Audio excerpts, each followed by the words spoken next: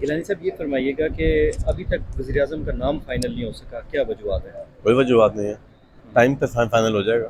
Time تو آج dissolve ہو رہی ہے ہاں تو ابھی بھی ٹائم ہے. یوسف رضا گیلانی صاحب کا بھی نام آیا تھا کچھ دن پہلے. نہیں، میرا نہیں خیال کہ وہ صرف اس افواہوں کی حد تک تھا.